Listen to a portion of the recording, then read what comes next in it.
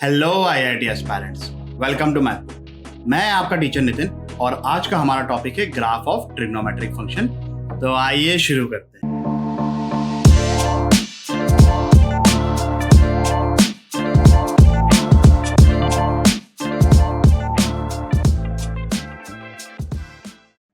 Before drawing the graph of trigonometric function, we have to understand domain and range of trigonometric function. यहां पर हम domain और range सिर्फ जो हमारे 6 ट्रिग्नोमेट्रिक फंक्शन है उनके बारे में बात करेंगे, उनके किसी कॉम्बिनेशन के बारे में बात नहीं करेंगे।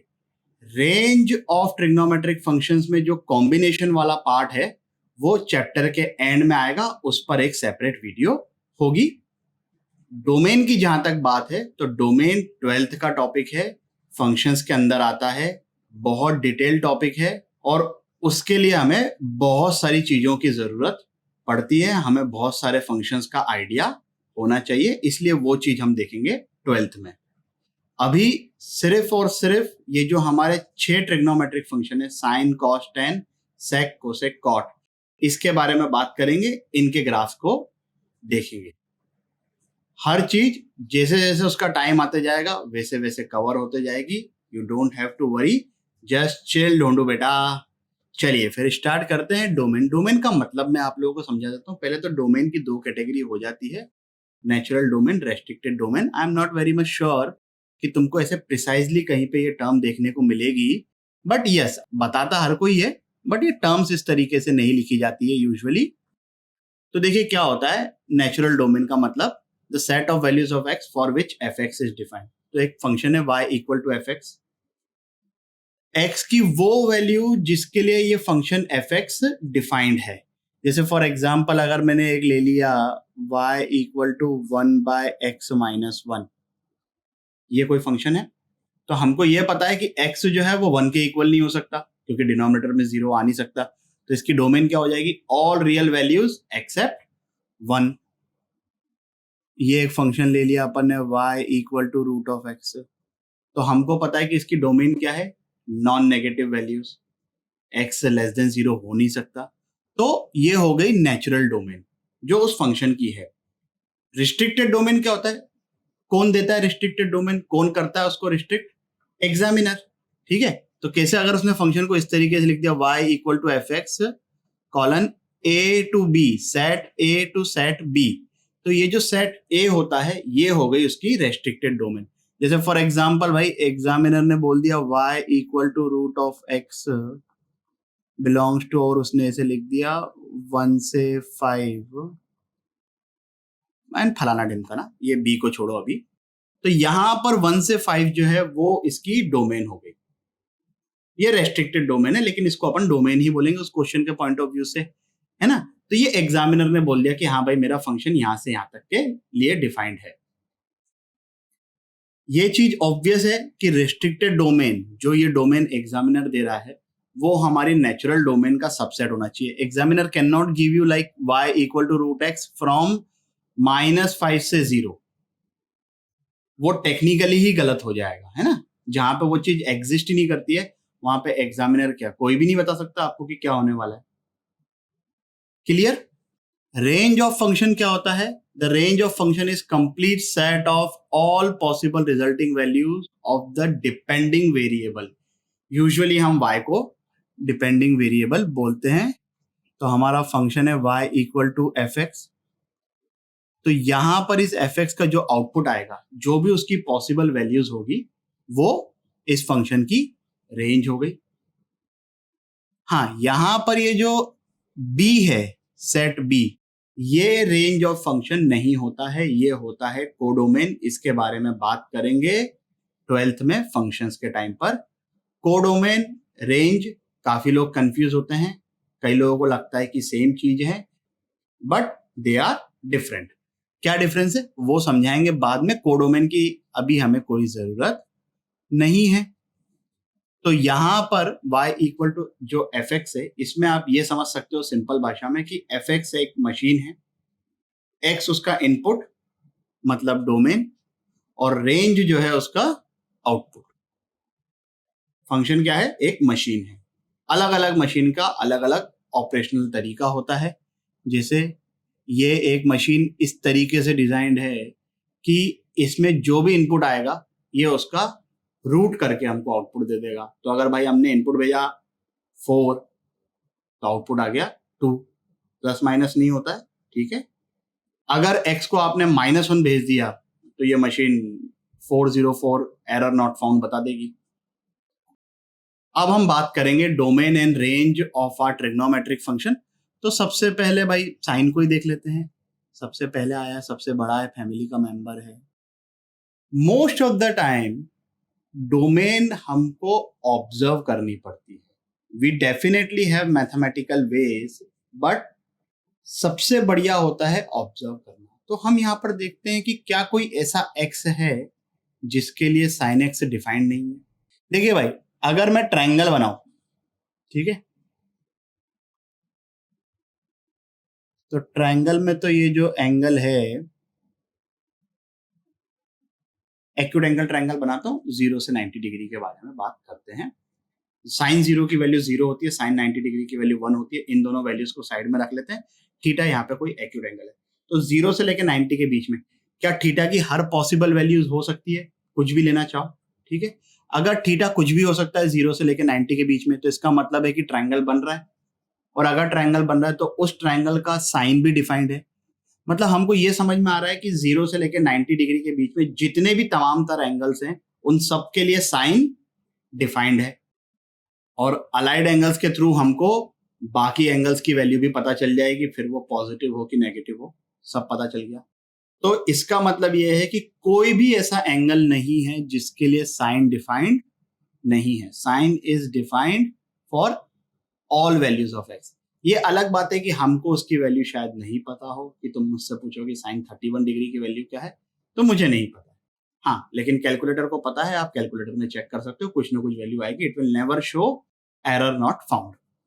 तो यहां से हम ये बोल सकते हैं कि भाई साइन की जो डोमेन है वो है x बिलोंग्स टू r। अब रेंज की बात करें, मतलब साइन के आउटपुट के बारे में बात करें, तो अगर फर्स्ट क्वाड्रेंट में देखें तो साइन की मिनिमम वैल्यू, मतलब 0 को भी इंक्लूड कर रहा हूं मैं, तो साइन की मिनिमम वैल्यू 0 है, मैक्सिमम हो जा रहा है 1 तक के। तो ये मैक्सिमम वैल्यू 1 आ गई, 1 से ज्यादा हो नहीं सकता साइन, ये तो हमको बात पता है। आगे बढ़ते हैं सेकंड क्वाड्रेंट में। तो ये सब क्वाड्रेंट बना लेता हूं मैं थोड़ा सा। 0 π/2, ये पाई, ये 3π/2, आगे गाड़ी और चलते जाएगी, ठीक है। तो यहां पर ये वैल्यू साइन की 0 है, यहां पर साइन की वैल्यू लिखते जाता हूं मैं। यहां पर साइन की वैल्यू 1 है। फिर यहां से फिर इधर जाऊंगा तो साइन पाई की वैल्यू 0।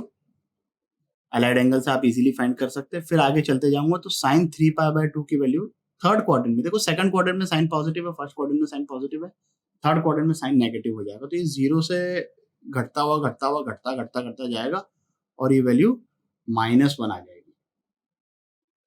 फिर यहां से 3π/2 से आप वापस 2π तक जाओगे तो ये वैल्यू इंक्रीज करते करते 0 तक जाएगी। तो इसका मतलब ये है कि हम ये ऑब्जर्व कर पा रहे हैं कि साइन की जो मैक्सिमम वैल्यू है वो 1 है और जो मिनिमम वैल्यू है वो है -1, and it is taking all the values between -1 to 1। ये जंप करके किसी वैल्यू पे नहीं जाता है। साइन 30 डिग्री की वैल्यू आपको पता है 1/2 है, साइन 60 डिग्री की वैल्यू आपको पता है √3/2 है, बट ये 1/2 से √3/2 जंप करके नहीं गए। बीच में जितनी वैल्यूज हैं साइन हर वैल्यू को एक्वायर करेगा किसी न किसी एंगल के करस्पॉन्डिंग। तो कंटिन्यूअस फंक्शन बोलते हैं इस टाइप की चीजों को। तो यहां से हमको ये देखने को मिल जाता है कि जो इसकी रेंज है भाई वो है क्लोज्ड ब्रैकेट -1 to 1, ठीक है भाई। चलिए, तो यहां पर ही हमने एक टेबल बना दिया है। अब सबकी डोमेन और रेंज को आराम से समझते हैं। साइन के बारे में हमने ऑलरेडी बात कर ली है, उसकी डोमेन ये रही, रेंज ये रही। आपको ये टेबल समझना है और याद भी रखना है। समझ के याद रखोगे तो भूलोगे नहीं कभी भी, और इसके एप्लीकेशंस भी समझ में आएंगे। सिर्फ याद करोगे तो चतुर रामलिंगम की तरह हालत हो जाएगी आपकी। कोसाइन की बात करें तो कोसाइन और साइन जो है साथ साथ में ही चलते हैं, है ना। एक फंडामेंटल आइडेंटिटी भी है sine square x plus cos square x equal to 1। वहां पर हमको पता है कि it is always true. Always true का मतलब ये है कि जब जब साइन डिफाइंड है तब तब कॉस डिफाइंड है। तो साइन अगर all real values of x के लिए डिफाइंड है तो कॉस को भी all real values of x के लिए डिफाइंड होना ही पड़ेगा, उसके पास कोई चॉइस ही नहीं है। रेंज की बात करें, ये भी हम ऑब्जर्व कर सकते हैं इजीली कि कॉस की रेंज भी साइन के जैसी ही है, बस पाई बाय 2 का वहां पर शिफ्ट आ जाता है। पाई बाय 2 का शिफ्ट मतलब ये कि साइन पाई बाय 2 की वैल्यू 1 होती है, कॉस 0 की वैल्यू 1 है। tan की डोमेन के बारे में थोड़ा बात करते हैं क्योंकि यहां पर थोड़ा सा मसला आएगा। क्या मसला आएगा देखते हैं। tan x होता है भाई sin x by cos x। वाह सर, क्या बात बताइए। नहीं, ये बात नहीं बता रहा हूं मैं, और भी कुछ बता रहा हूं। जब जब cos 0 होगा तब तब tan डिफाइंड नहीं होगा।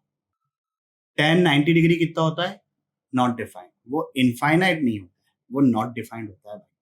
10th तक के हो सकता है कि आप उसको इनफाइनाइट बोल रहे हो, एंड दैट्स फाइन। ठीक है, वहां पर जितना अपने को समझता है उस हिसाब से अपने टीचर्स ने अपने को वो बता दिया। लेकिन अब हमें प्रॉपरली ये बात समझनी है कि tan 90 degree is not defined, denominator में 0 आ रहा है। तो जब जब cos 0 होगा, जब जब अत्याचार बढ़ेगा, पाप से धरती फटी अधर्म से आसमान, तब तब tan x डिफाइंड नहीं होगा। अब cos 0 कहां कहां पर होता है? पाई बाय 2, फिर होगा 3 पाई बाय 2 पर, आप चेक कर सकते हैं अलाइड एंगल के साथ। फिर होगा 5 पाई by 2। Basically for odd multiples of pi by 2 cos x will become 0, म्हणजे tan x डिफाइंड नहीं होगा। तो इसकी डोमेन में ये चीज आ गई, all real values except odd multiples of pi by 2। तुम 2n-1 भी लिख सकते हो, ये ऑलरेडी मैं बोल चुका हूं। ये हो गई इसकी डोमेन। रेंज के बारे में बात, ठीक है, रेंज थोड़ा सा इंटरेस्टिंग हो जाता है। देखिए अभी मैं क्वाड्रेंट बना लेता हूं, पहले एक काम करता हूं, समझना थोड़ा इजी हो जाता है। 0 ये पाई बाय 2। चलिए tan 0 की वैल्यू 0 है, वो हमको पता है, I am not talking about that. tan pi by 2 not defined है, अगेन वो भी हमको पता है। लेकिन क्या हो रहा है, जब ये एंगल बढ़ता बढ़ता पाई बाय 2 तक जा रहा है, बिल्कुल क्लोज पाई बाय 2 के है। पाई बाय 2 के क्लोज मतलब on the in the first quadrant, ठीक है, इन द फर्स्ट क्वाड्रेंट। अभी फर्स्ट क्वाड्रेंट में ही है वो, लेकिन पाई बाय 2 के क्लोज है, मतलब पाई बाय 2 से थोड़ा सा छोटा, 90 डिग्री से 89.999999576439 कुछ भी ले लो। उस टाइम पे क्या हो रहा है कि ये जो कॉस है अपना, ये भाई अप्रोच कर रहा है 0 को फ्रॉम द पॉजिटिव साइड। 0 को अप्रोच कर रहा है, नेगेटिव साइड से भी कर सकता है, पॉजिटिव साइड से भी कर सकता है, इस बात का ध्यान रखिएगा। यहाँ पर ये अप्रोच कर रहा है पॉजिटिव साइड से, क्योंकि एंगल जो है वो फर्स्ट क्वाड्रेंट में, और साइन जो अप्रोच कर रहा है वो 1 को अप्रोच कर रहा है। तो साइन 1 हुआ नहीं है, लेकिन वो 1 को अप्रोच कर रहा है। लेट्स से अप्रोक्सीमेटली मैंने बोल दिया कि कभी ऐसा हो रहा है कि साइन की वैल्यू इस तरीके से कुछ आ रही है, और कॉस जो है वो 0 को अप्रोच कर रहा है, तो उसकी वैल्यू लेट से इस तरीके से कुछ आ रही है। अब न्यूमरेटर 1 के क्लोज है और डिनोमिनेटर 0 के क्लोज है। डिनोमिनेटर जितना 0 के क्लोज आते जाएगा ना, वैल्यू ये उतनी बढ़ते जाएगी, और ये बहुत क्लोज जाएगा 0 के, बिकॉज इवेंचुअली तो पाई बाय 2 पर कॉस की वैल्यू 0 हो रही है, तो पाई बाय 2 तक पहुंचने तक के वो वैल्यू 0 को टेंड ही कर रही है। तो ये वैल्यू जो है ये बहुत बड़ी आ जाएगी, इसको अपन बोल देते हैं इनफाइनाइट को अप्रोच कर रही है। तो यहां पर 10 की वैल्यू 0, यहां तक पहुंचते पहुंचते उसकी वैल्यू इनफाइनाइट को अप्रोच कर रही है। इनफाइनाइट कोई डेफिनेट नंबर नहीं है, इसलिए अपन इनफाइनाइट के इक्वल नहीं बोलते हैं, अप्रोच कर रही है। यहां पर पाई बाय 2 से थोड़ा सा आगे गया मैं, क्वाड्रेंट चेंज हो गया। क्वाड्रेंट चेंज हो गया मतलब साइन पॉजिटिव है, कॉस नेगेटिव है। तो साइन पाई बाय 2 की वैल्यू 1 है, तो पाई बाय 2 से थोड़ा सा ज्यादा। यहां पर ये वैल्यू पाई बाय 2 से पाई तक के साइन की वैल्यू 1 से 0 तक जा रही है, तो पाई बाय 2 से थोड़ा सा ज्यादा अगर मैंने एंगल लिया तो साइन की वैल्यू अभी भी 1 के क्लोज होगी on the positive side, but cos की वैल्यू क्या होगी? जीरो के क्लोज होगी ऑन द नेगेटिव साइड। तो ऐसे सपोज कर लो कि जब π/2 से एंगल थोड़ा सा ज्यादा है तो साइन तो अपना 1 के क्लोज ही है, कॉस भी 0 के क्लोज है, बट वो नेगेटिव साइड पर है। तो मैग्नीट्यूड वाइज ये क्वांटिटी बहुत बड़ी हो गई, बट क्योंकि ये माइनस लगा हुआ है इसने क्या कर दिया, प्लस को माइनस कर दिया भाई। तो वो जो प्लस इंफिनिटी को पहले अप्रोच कर रहा था अब वो कर रहा है माइनस इंफिनिटी को अप्रोच। तो जीरो से लेकर अपन ने इंफिनिटी तक देख लिया। यहाँ पर सेकंड क्वाड्रेंट में आपको माइनस इंफिनिटी से लेकर जीरो तक की सभी वैल्यूज देखने को मिल जाएगी। जीरो कब आएगा, जब ये पाई पे पहुंचेगा, साइन पाई की वैल्यू जीरो हो जाएगी। तो 10x की रेंज क्या है भाई, all real values, minus infinity से लेकर प्लस इंफिनिटी तक, it will take all the possible values. Clear? चलिए भाई, तो जो 10x की डोमेन है वही sec x की डोमेन भी होगी। रीजन, 10x और sec x के बीच में वो आइडेंटिटी है, और वैसे भी समझ सकते हो कि sec x क्या होता है, 1/cos। जब जब cos 0 होगा तब तब sec डिफाइंड नहीं होगा। तो और इन दोनों के बीच में वो आइडेंटिटी तो है ही, और वो आइडेंटिटी हमेशा ट्रू होती है। अब हमेशा ट्रू का मतलब ये नहीं है कि x की हर वैल्यू के लिए ट्रू, हमेशा ट्रू का मतलब ये है कि जब जब sec x डिफाइंड है तब तब 10x को भी डिफाइंड होना पड़ेगा। sec square x minus tan square x is equal to 1 always when these function exist, and they exist for all real values except for odd multiples of π/2। अच्छा, इसकी range के बारे में बात करते हैं अपन बाद में, पहले कोसेक के बारे में समझ लेते हैं। कोसेक की डोमेन से डील करेंगे और कोसेक की रेंज के बारे में भी समझेंगे। तो कोसेक एक्स क्या होता है, 1/sin x। ठीक है, बहुत गजब की बात बोल दी सर आपने, मजा आ गया। चलिए फिर से वही बात कि जब जब sin x 0 होगा कोसेक x डिफाइंड नहीं होगा। तो sin x 0 कब कब होता है, 0 पर, फिर पाई पर होगा, फिर 2π पर होगा, फिर 3π पर होगा। मतलब फॉर इंटीग्रल मल्टीपल्स ऑफ पाई, या तो आप बोल सकते हो इवन मल्टीपल्स ऑफ π/2, जो आपकी श्रद्धा हो। जब जब ऐसा होगा तब तब कोसेक एक्स डिफाइंड नहीं होगा। रेंज की बात करें, साइन एक्स की रेंज हमको पता है कि क्लोज्ड ब्रैकेट -1 से 1 है। कोसेक एक्स क्या है, उसका रेसिप्रोकल। रेसिप्रोकल की रेंज कैसे निकालते हैं ये मैं ऑलरेडी बता चुका हूं रेंज ऑफ रैशनल फंक्शंस में। अगर आप लोगों ने वो वीडियो नहीं देखी है तो यहाँ पर ये लिंक आ रही है, वो वीडियो देख लीजिए, आराम से समझ में आ जाएगा कि कोसेक एक्स की रेंज ये कैसे आ गई। तो ये हो गई उसकी डोमेन, ये हो गई उसकी रेंज। सेक एक्स की रेंज उसी तरीके से हम सोचेंगे जिस तरीके से हमने कोसेक एक्स की रेंज के बारे में सोचा है, क्योंकि साइन और कॉस की रेंज सेम है। सेक एक्स की डोमेन के बारे में ऑलरेडी बोल चुका हूं। कॉट की डोमेन की बात करें अगर हम, तो cot is cos upon sine. जब जब साइन 0 होगा तब तब कॉट डिफाइंड नहीं होगा, और साइन 0 कब होता है, इंटीग्रल मल्टीपल ऑफ पाई पर। इसकी रेंज उसी तरीके से आ जाएगी जिस तरीके से 10x की रेंज आती है। Clear with this? टेबल समझ में आया? याद भी रखना है। याद इसलिए रखते हैं हम लोग चीजों को कि फटाफट एकदम से आ जाए, कि भाई कहीं जरूरत पड़ गई अपने को 10x की डोमेन के बारे में, तो अपने को पता है कि ऑड मल्टीपल ऑफ π/2 के लिए ये फंक्शन डिफाइन नहीं है, तब सोचते नहीं बैठेंगे। ध्यान इसलिए रखते हैं कि कहीं उसका इनडायरेक्ट यूज आ जाए या थोड़ा सा कंफ्यूजन आ जाए। होता है, कंफ्यूजन तो आ ही सकता है, तो चीजें इसलिए हम ध्यान रखते हैं। दोनों हथियार अपने पास होने चाहिए। चलिए फिर अब अपन ग्राफ बनाएंगे बढ़िया से, और डोमेन और रेंज का बहुत ज्यादा इंपॉर्टेंस होता है ग्राफ बनाने में। डोमेन ये डिसाइड करता है कि भाई एक्स की कौन कौन सी वैल्यू पॉसिबल नहीं है, तो वहां पर ग्राफ होगा ही नहीं। रेंज ये डिसाइड करती है कि भाई उस फंक्शन की औकात कहां से कहां। तो साइन एक्स का जब हम ग्राफ बनाएंगे तो अपन -1 और +1 पे बॉर्डर बना देंगे, क्योंकि ग्राफ उसके बाहर जा ही नहीं सकता है, इसलिए डोमेन और रेंज इंपॉर्टेंट है। चलिए तो ग्राफ बनाएंगे y equal to sine x का, ये कोऑर्डिनेट ये बना दी, और ये मैंने बॉर्डर बना दिया भैया, है ना। ठीक है भाई, तो बॉर्डर ये हो गया अपना y इक्वल टू 1, और ये हो गया y इक्वल टू -1। अब चलिए देखते हैं कि ग्राफ का शेप कैसा होगा।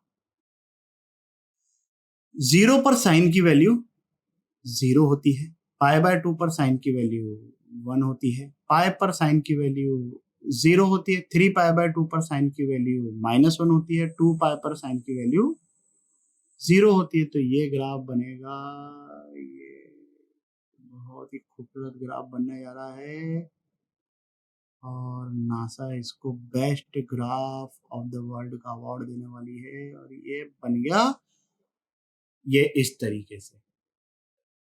सर आपने फिर से कर्व बना दिए, दो वैल्यूज को तो हम स्ट्रेट लाइन से भी ज्वाइन कर सकते थे, कर तो सकते हो, बट यहाँ पर स्ट्रेट लाइन नहीं बनेगी। दो तरीके बताता हूँ मैं। पहला तो बच्चों वाला तरीका है कि आप वैल्यूज प्लॉट कर करके देख लो। भाई 0 से पाई बाय 2 के बीच में बहुत सारे एंगल्स है जो हमको ऑलरेडी पता है, 30, 45, 60, ये हमको ऑलरेडी पता है। तो एक वो तरीका है। दूसरा मैंने बोला है लॉगरिथमिक फंक्शन और एक्सपोनेंशियल फंक्शन का ग्राफ बनाते वक्त कि प्रॉपरली ग्राफ का जो शेप होता है, जो इसका कर्व होता है, वो हमको पता चलता है एप्लीकेशन ऑफ डेरिवेटिव्स में, इंक्रीजिंग डिक्रीजिंग कॉन्केविटी कॉन्वेक्सिटी करके ये सब टॉपिक्स आते हैं। तब उसके बाद ये कभी डाउट आएगा ही नहीं कि इसका कर्व है तो कर्व ऐसा ही क्यों है, ये बाहर जाता हुआ क्यों नहीं है, ये सब चीजें सब दूर हो जाएगी। अभी फिलहाल इसको ध्यान रखो। और ये बात तो आपने सुनी भी होगी कई बार, साइनोसॉइडल वेव। तो ये साइनोसॉइडल वेव ही है, बहुत ही फेमस है। उतार चढ़ाव जिंदगी की तरह, ये बिगड़ गया ग्राफ, नासा वाले अवार्ड नहीं देंगे। अभी बनाता हूँ मैं। अच्छा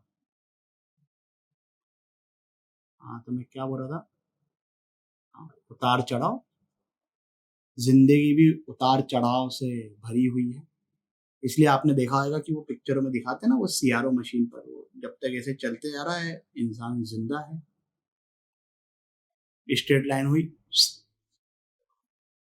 गो गोवा गॉन, ये हो गया हमारे साइन एक्स का ग्राफ।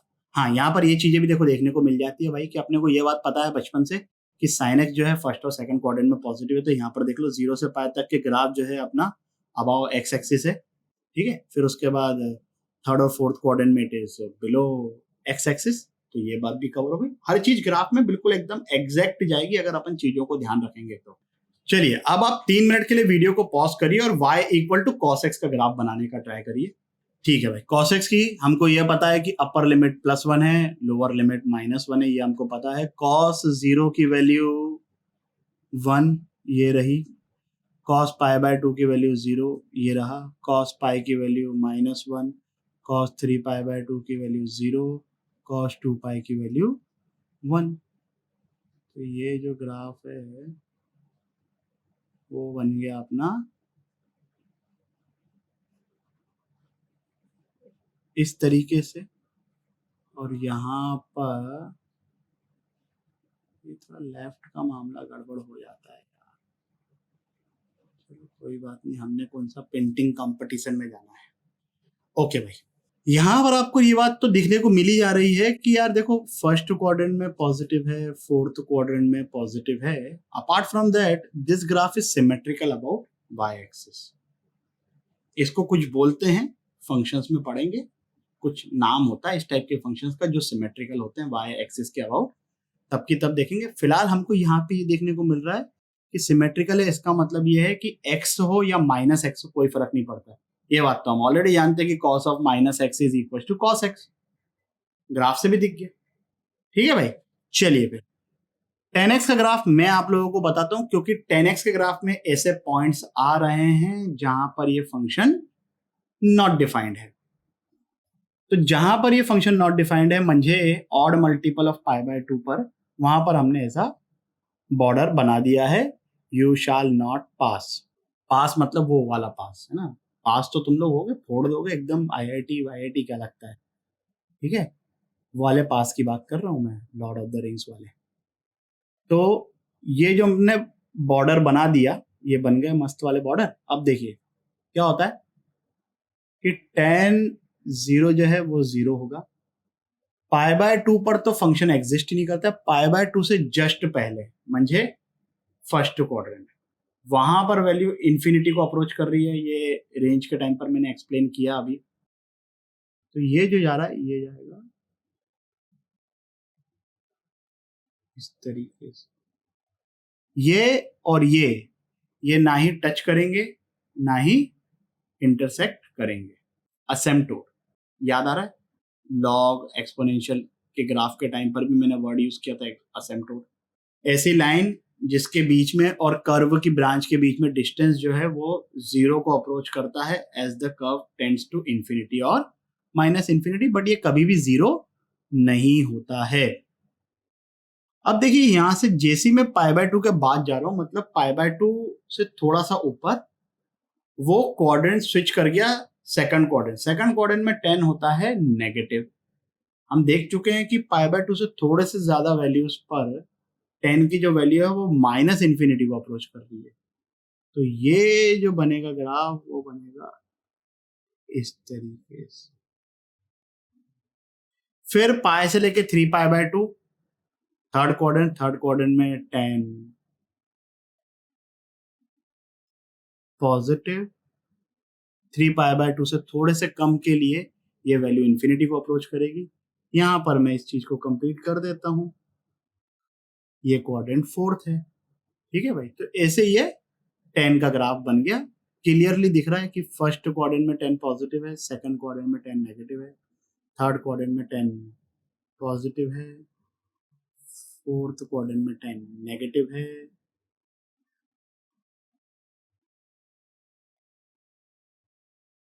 और ये इस तरीके से बन गया। Clear with this? Border line समझ में आई, असेम्प्टोट समझ में आया, ये प्लस इन्फिनिटी माइनस इन्फिनिटी का ये जो जंप है ये समझ में आया। ये जंप समझने के लिए सबसे अच्छा तरीका है क्वाड्रेंट सिस्टम को ध्यान रखो। हमको पता है कि भाई फर्स्ट क्वाड्रेंट में 10 पॉजिटिव होता है, तो अगर वो जा भी रहा है मैक्सिमम तो किससे जाएगा, प्लस इन्फिनिटी पे जाएगा जब कॉस जीरो का अप्रोच कर रहा है। वही लॉजिक सेकंड क्वाड्रेंट में, कॉस तो जीरो को अप्रोच कर रहा है but from the negative side, क्योंकि सेकंड क्वाड्रेंट में कॉस नेगेटिव होता है, तो 10 की वैल्यू जो है वो जा रही है माइनस इन्फिनिटी की तरफ। चलिए भाई 5 मिनट के लिए वीडियो को पॉज करिए और कोसेक एक्स का ग्राफ बनाइए। चलिए पहले तो अपन वो ये सब फॉर्मेलिटीज पूरी कर लेते हैं, y = 1 y = -1, क्योंकि जो इसकी रेंज है वो या तो ग्रेटर देन इक्वल टू +1 है या तो लेस देन इक्वल टू -1 है कोसेक एक्स की। और हमने ये बॉर्डर लाइन बना दी, कहाँ पे बना दी, इंटीग्रल मल्टीपल ऑफ पाई पर। चलिए अब जब पाई बाय ये जीरो पे बात करें तो कोसेक एक्स डिफाइंड नहीं होता है, लेकिन जीरो से थोड़ा सा ज्यादा है ना, जीरो से थोड़ा सा ज्यादा साइन जो है अपना वो उसकी वैल्यू जो होगी वो जीरो से थोड़ी सी ज्यादा होगी, तो 1/that value will be plus infinity, तो वो इन्फिनिटी को अप्रोच करेगा। फिर साइन π/2 1 होता है तो कोसेक π/2 भी 1 हो गया, ये वैल्यू इन्फिनिटी से यहां तक आता है। अच्छा पाई तक भी वही रहेगा क्योंकि फर्स्ट एंड सेकंड क्वाड्रेंट में साइन जो है वो पॉजिटिव है, कोसेक एक्स भी पॉजिटिव। अगर पाई से थोड़ा सा ऊपर जाता हूं मैं तो हम कौन से क्वाड्रेंट में पहुंच गए, थर्ड क्वाड्रेंट में। थर्ड क्वाड्रेंट में साइन होता है नेगेटिव, मतलब कोसेक एक्स भी नेगेटिव हुआ। साइन पाई की वैल्यू 0 होती है, तो पाई से थोड़े से ज्यादा एंगल पर साइन की वैल्यू अप्रोच तो कर रही है 0 को, बट कहां से, नेगेटिव साइड से। अब अगर साइन नेगेटिव साइड पे है 1/sin x, तो न्यूमरेटर में तो 1 है, डिनोमिनेटर में something is approaching to 0 from the negative side, मतलब ऐसे समझ लो -0.0000000। तो मैग्नीट्यूड वाइज वो वैल्यू बहुत बड़ी होगी, बट साइन उसका जो हो जाएगा वो हो जाएगा माइनस, तो वो हो गई माइनस इन्फिनिटी, और ये बन गया बहुत ही झन्नाटेदार तरीके से इसका ग्राफ। ये पॉइंट है अपना 3π/2 -1।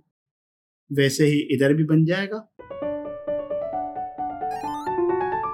ठीक है भाई, अब इस वीडियो में हम क्वेश्चंस नहीं करेंगे, डिस्क्रिप्शन में डीपीपी है, आप वहां पर क्वेश्चंस देख लीजिए। बट फर्स्ट आई वांट कि ग्राफ को अच्छे से प्रैक्टिस करिए, अच्छे से समझिए, याद भी रखना है, समझना भी है, बार बार बोल रहा हूँ। सेक एक्स और कॉटेक्स का ग्राफ आप लोग अपने लेवल पर खुद ट्राई करिए। यहाँ पर मैं बता देता हूँ, I will just show you कि कैसे बन रहे हैं। अगर आपको रेफरेंस के लिए चाहिए तो उनको रेफर कर सकते हो। मेरी सजेशन तो ये है कि आप पहले खुद अपने लेवल पर उनको ट्राई करो, and I am very much sure कि आप लोग इजीली उसको ड्रॉ कर लोगे। तो ये रहा sec x का ग्राफ, ये रहा cot x का ग्राफ। इस वीडियो के लिए बस इतना ही। आशा करता हूं कि आपको ये टॉपिक भी अच्छे से समझ आया होगा। अगर समझ में आया हो तो लाइक, कमेंट, सब्सक्राइब करें और अपने दोस्तों के साथ भी शेयर करें। अगले वीडियो तक के लिए सावधान रहें, सुरक्षित रहें। जय हिंद।